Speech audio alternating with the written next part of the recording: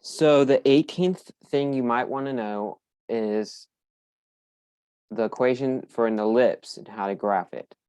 So it's not that hard, but also it's not that common, but it is something that you might want to know.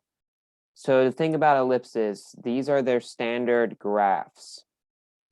Now the thing about it is that they're really A and B. For our purposes, there's different ways to explain this, I heard, but we're just going to say that A is greater than B. So if A is greater than B, then wherever A is determines if it will be a horizontal ellipse that looks like that, or if it will be a vertical ellipse that looks like that. So if the A is under the X, that means that the greater number is under the X, which would mean that it's a horizontal ellipse.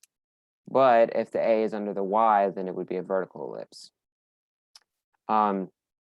HK is negative H, negative K is the center of the ellipse. Basically, you just, whatever signs you see in the graph, you change them, and that's what the ellipse center is. There's two things called the major axis and the minor axis. They are basically, they seem kind of like diameters. And so if you had an ellipse like this, the major axis would be this one, the long one, and then the minor axis is the short one. And 2 times A is the length of the major axis, and 2 times B is the length of the minor axis. And the vertices, meaning the ends of them, the vertices are the ones that are on the long end. So the vertices in this case would be, for what I drew up here, right here and here. And the co-vertices would be here and here because that's the shorter part. But to find them, you do A0, negative A0, and this was something I made a couple, or not a couple years ago, but in 2021. So I remember I accidentally did the wrong thing. So that's not, so the co-vertices are going to be 0, B, 0, negative B. Okay, so that's all. There are more to ellipses, if you remember learning them in Algebra 2, but it doesn't matter because that's not what you need to know. That's all you need to know for the ACT. So you might have to graph one. So how would we graph this one? Well, let's first think about what the center would be. Well, we see a -1, we see -2.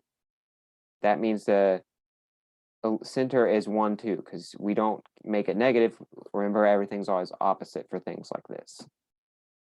So let's go ahead and just draw that. We can say that it would be right there. And by the way, you would never have to graph an ellipse, because it's multiple choice. But this is just still good practice.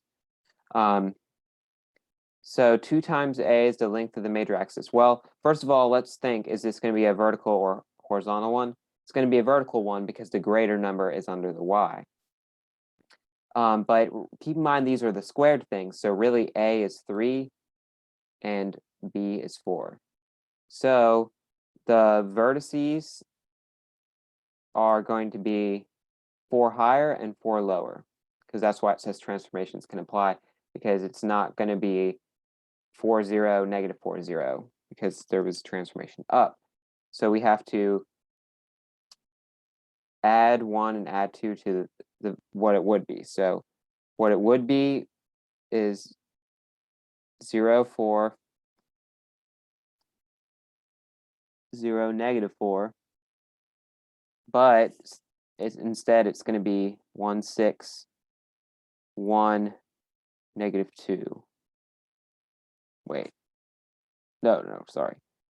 1, negative 2. Yeah, negative 2. Okay. All right. So that's what it's going to be. So it was going to be right here. Let's say that's 6. Let's say that's -2.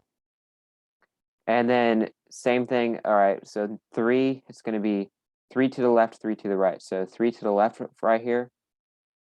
That would be, well, this is definitely kind of far right, if to be only one, but so let's actually just do this.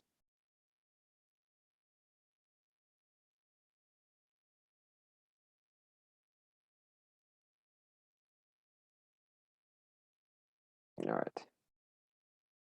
So 1, 2, 3 would be about right here.